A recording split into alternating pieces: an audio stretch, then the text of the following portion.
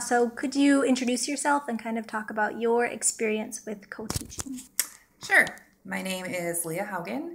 I graduated last spring from the St. Cloud State Teacher Licensure Program and also with a master's in teaching English as a second language. I currently work at Tech High School in St. Cloud. I teach English language courses.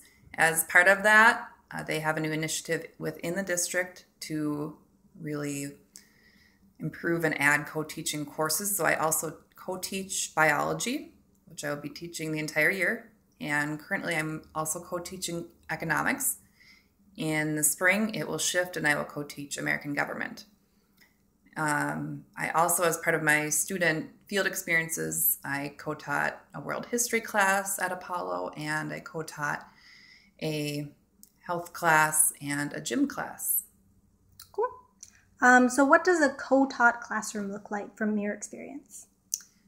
Well, I've had a few different experiences, and I think some parts of the co-teaching are new for a lot of the teachers, so we're kind of working with it as we go. Certainly those of us coming out of school have been hearing about it. Some of the teachers I'm working with have been teaching for many years and are kind of adapting to this model. What it looks like essentially is that you can have several different ways that you use it, and you might not use it the same way each day.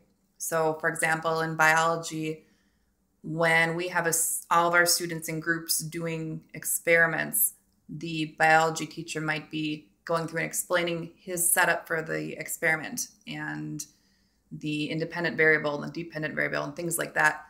And I might be listening and then floating through to help as students are all working with their materials. On the other hand, in the economics class, it might be that I am pulling out vocabulary that I can see that our English learner students are struggling with. And sometimes as a mainstream teacher, they're focused on the content. So it's my job then to look at what are the language learning pieces. So I might design some vocabulary things. I might, as part of the class, teach a segment on vocabulary.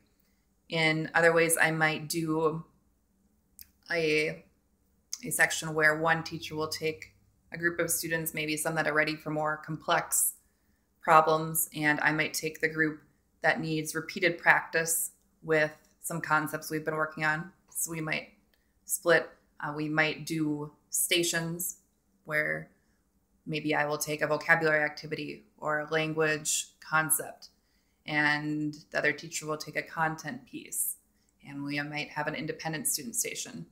So there are a variety of things that you can kind of do, and I would say that probably right now, not every co-teaching classroom looks the same for sure. Cool. And then finally, is there any advice that you have for having a successful co-taught relationship in classroom? I think it's just important to be flexible. Kind of as a teacher, you're probably already aware that flexibility is a big part of the job, but especially working with another teacher, both of my teachers that I'm working with right now have been doing their current job for a while. And so they kind of have some routines and ways that they like to do things. So you kind of have to adapt and bring both of your styles together and see what way you can do that. You might use your ideas in one way, another person's ideas in another way. Something else that's a challenge is finding planning time, because it really helps if you can sit down together and say, okay, this is our next unit. What are the key ideas that we really need students to grasp from this unit? How are we going to have that happen? And part of that is the content specialist providing that information. And then as in my role as an EL teacher, I'm looking at it to say, what is the language learning piece? Where are students likely to have trouble? What concepts we maybe need to hit more than one time? What vocabulary is really key?